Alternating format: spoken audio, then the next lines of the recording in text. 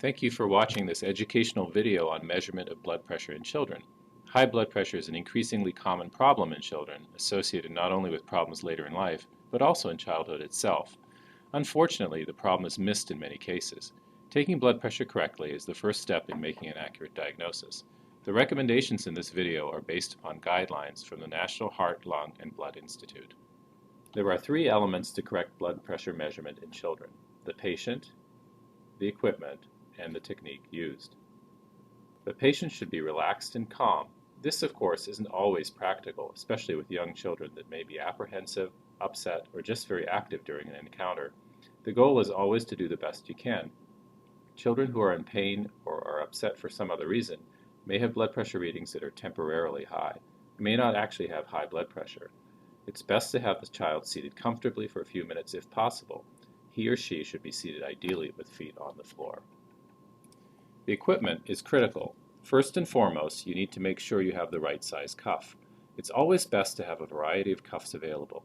Cuffs are inexpensive and widely available online. Practically speaking, you want a cuff that fits snugly around the arm, one that's not too tight nor too loose or wrapping around itself. Many cuffs have arrows that will guide you about the correct cuff size. Once you wrap the cuff around the upper arm in the correct position, if the end falls within the arrow on the cuff, you know the cuff is the right size. If it completely covers the arrow, then the cuff is too big. If it doesn't reach the arrow, the cuff is too small. Guidelines discuss the proportion of bladder length and width to the size of the arm, but this is hard to estimate in a busy clinic. The cuff should be applied to the right arm, uncovered by a sleeve, and its bottom edge should be roughly 1 inch or 2.5 centimeters above the elbow crease. Support the child's arm so that it's about at the level of his or her heart, or roughly 1 inch or 2 below the level of the nipple. There are two kinds of devices used to measure blood pressure in children: automatic devices and manual devices, also known as sphygmomanometers, which require a stethoscope. It's extremely important for you to be able to use both kinds of devices. In many settings, an automatic device is used. This is relatively straightforward. Using a stethoscope and a manual cuff is a bit harder. Place the earpieces of the stethoscope snugly in your ears. Once you have the cuff in the correct position, make sure the valve is open and inflate the cuff by repeatedly squeezing the bulb to a reasonably high value, but one that does not hurt the child. A pressure in children under 12 of 150 to 160 millimeters of mercury is high enough. For children 12 and older, there's no need to usually inflate higher than 160 to 170 millimeters of mercury. Once inflated to an appropriate level, close the valve. The next step is to place the end of the stethoscope, also known as the chest piece, beneath, not under, the inflated cuff. Many recommend using the bell, which is the narrower part of the chest piece. The diaphragm, or broader end, can also be used. With the chest piece in the correct position, slowly open the valve just a bit. The inflated cuff compresses the brachial artery. Once you release the valve, blood will start to flow through the artery. Keep your eye on the blood pressure gauge to monitor the values. The point at which you start to hear a regular tapping repetitive sound is the systolic blood pressure. The point at which the sounds disappear is the diastolic pressure. Although it's not always possible with a young child, it's important to deflate the cuff slowly, about 2 to 3 millimeters of mercury per second. Otherwise, you may not capture the points at which the sounds appear and disappear accurately. Let's listen to what this sounds like.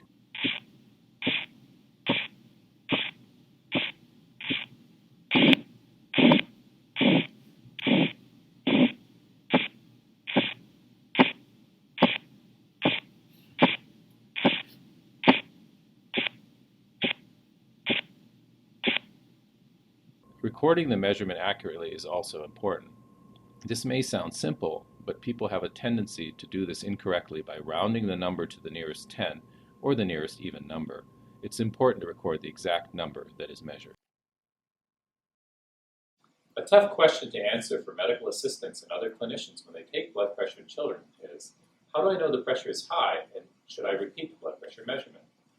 This isn't as easy as it is in adults, because the standards for blood pressure in children depend upon a child's age, sex, and height percentile. But some rough guidelines are helpful. If either the systolic blood pressure is 120 millimeters of mercury or higher, or the diastolic blood pressure is 80 millimeters of mercury or higher, and the child is age 8 or older, for practical purposes, we can say that the child's blood pressure is elevated. If the child is under 8, Watch for values of 110 millimeters of mercury systolic and 75 millimeters of mercury diastolic as the equivalent thresholds. The correct thing to do at this point would be to repeat the blood pressure at some other point in the encounter, at least a few minutes after the first measurement. Keep in mind that these are just rough guidelines and depend upon the age, height percentile, and sex of each child. You can have children whose pressure is below these thresholds who are hypertensive, and children who are above these thresholds whose pressure is normal. The rough guideline, however, will help you to know which children require a repeat blood pressure measurement. Repeat measurement should always be with the manual technique. A repeat blood pressure may be completed, of course, by a medical assistant, nurse, physician, or other clinician, depending on what workflow is best for your clinical environment. I hope this video tutorial has been helpful. Thank you for your time and attention.